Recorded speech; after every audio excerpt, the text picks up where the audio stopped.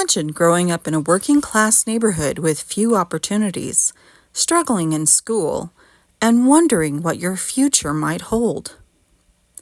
Few people would have guessed that John Michael Osbourne would become one of the most recognizable voices in rock music and help create an entirely new genre.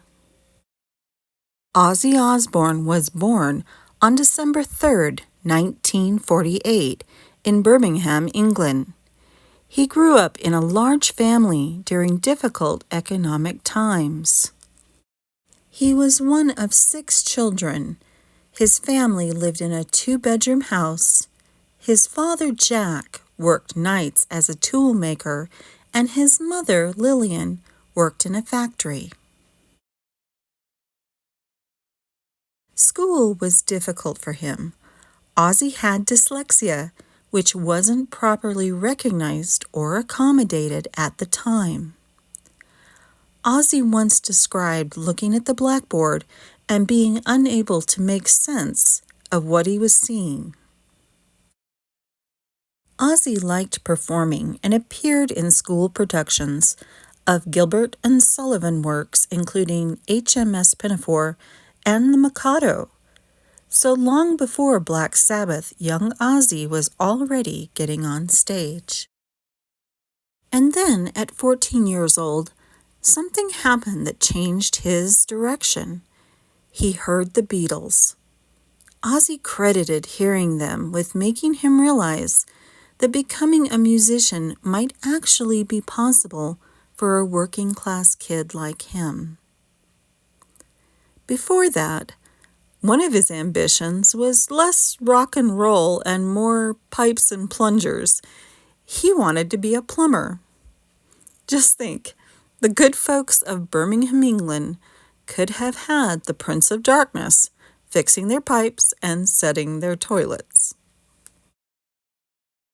Ozzy left school around age 15 and bounced through different jobs, including construction work, trainee plumbing, apprentice tool making napkin rings and cigarette boxes, working briefly in a mortuary and a slaughterhouse, but one is especially interesting. Ozzy worked for a time at the Lucas factory, the same factory where his mother worked, tuning hundreds of automobile horns per day. Imagine spending all day in a room filled with honking horns. Ozzy also tried another profession, crime. However, he wasn't particularly good at it. He committed petty burglaries and was eventually caught. His father could have helped pay his fine, but refused because he wanted his son to learn a lesson. Ozzy spent several weeks in Winson Green Prison. Ozzy himself acknowledged that his father's strategy worked. He didn't want to go back to prison, and he gave up his life of crime. His father, who was very supportive of his son's musical interests, bought Ozzy a microphone and a PA system. That equipment helped Ozzy get into a band. In the late 1960s, Ozzy joined guitarist Tony Iommi, bassist Geezer Butler, and drummer Bill Ward to form a band that would soon become Black Sabbath. Instead of the upbeat sound popular at the time, they embraced darker themes, heavy guitar riffs, and powerful lyrics. Their sound laid the foundation for what became heavy metal. Albums such as Black Sabbath, Paranoid, and Master of Reality introduced songs that influenced generations of musicians. Classics like Iron Man, War Pigs, and Paranoid are widely considered foundational masterpieces of heavy metal and rock. Although Black Sabbath achieved tremendous success, Ozzy struggled with substance abuse. He wasn't called the Prince of Darkness for nothing. His addictions were extremely serious. Alcohol and drug abuse weren't merely part of a rock star persona. They damaged his career, health, and relationships. Black Sabbath fired him in 1979. Many believed his career was over, but the next chapter would prove even more interesting and successful. With the support of Sharon Arden, who later became his wife and manager, Ozzy launched a solo career. His first solo album, Blizzard of Oz, introduced unforgettable songs including Crazy Train and Mr. Crowley.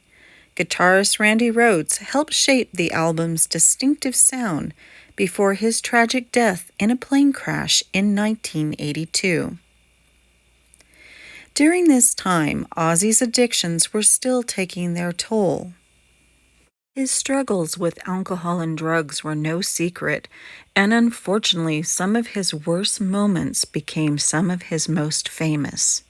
That night in Iowa, that meeting with the CBS executives, and of course, the incident at the Alamo, which I'm pretty sure even Ozzy would have preferred everyone did forget.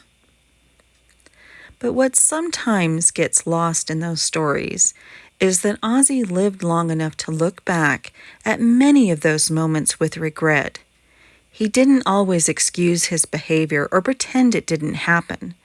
In some cases, he apologized and tried to make amends. And perhaps that's an important part of his story too. You can't always undo the things you've done, but you can acknowledge them, learn from them, and try to do better. Throughout the 1980s and 1990s, Ozzy continued releasing successful albums and touring worldwide. His energetic performances, unique voice, and ability to connect with audiences earned him millions of devoted fans. In 1996, Ozzy and Sharon helped create Ozzfest, a touring musical festival that introduced countless rock and metal bands to larger audiences. Ozzfest became one of the most important festivals in heavy music and launched the careers of many performers. A new generation discovered Ozzy in 2002 when MTV premiered The Osbournes. The reality television series gave viewers a humorous look inside his family life and revealed a very different side of the legendary rocker. Audience saw him as a loving husband and father with a self-depreciating sense of humor. Despite numerous health challenges later in life, Ozzy continued recording music and performing whenever possible. In 2013, he reunited with Black Sabbath for successful tours and the album 13, demonstrating the enduring popularity of the band that helped define heavy metal. After decades of struggling with drugs and alcohol, and more than one attempt at sobriety, 2013 seemed to be a key turning point for alcohol and his destructive hard drug use. He also got back on the road with Black Sabbath and helped make the album 13 their first #1 album in the United States. Ozzy has been honored with inductions into the Rock and Roll Hall of Fame as a member of Black Sabbath in 2006, and he received the honor a second time, both for his solo career and his influence on music in 2024. And then there was Ozzy, the animal lover. Over the years, the Osbournes had a number of animals. In 2003, Pip, a Pomeranian, was attacked by a coyote at their Beverly Hills property. Ozzy intervened and got the dog away from the coyote. The dog fortunately survived after surgery. No word on the coyote's whereabouts or condition. Ozzy had 17 dogs at one time, and he loved Pomeranians. He is quoted to have said, "I love them. Pomeranians are the best dogs." Then there was Rocky. In 2017, Ozzy posted a funny video of Rocky appearing to headbang to Crazy Train and called him his #1 fan. Rocky was a black and tan Pomeranian who was with Ozzy for about 15 years. When Rocky died in August of 2024, Ozzy personally announced it and called Rocky his good friend. He shared at the end of his tribute that he'd see Rocky again on the other side and that he would always love him. On July 5th, 2025, Ozzy returned home to Birmingham for one final concert, called Back to the Beginning. The enormous event at Villa Park brought together some of rock and heavy metal's biggest names to honor the music Ozzy and Black Sabbath helped create. After years of serious health problems, Ozzy could no longer move around the stage like he once had. So the 76-year-old Prince of Darkness performed seated on a black throne. He sang several of his solo songs before reuniting with Tony Iommi, Geezer Butler, and Bill Ward, the original Black Sabbath, for one final 4-song performance. The concert also raised money for Cure Parkinson's, Birmingham Children's Hospital, and Acorns Children's Hospice. At the time, most people knew they were watching Ozzy's last performance. What no one could have known was just how final that goodbye would be. Only 17 days later, on July 22, 2025, Ozzy Osbourne passed away at the age of 76.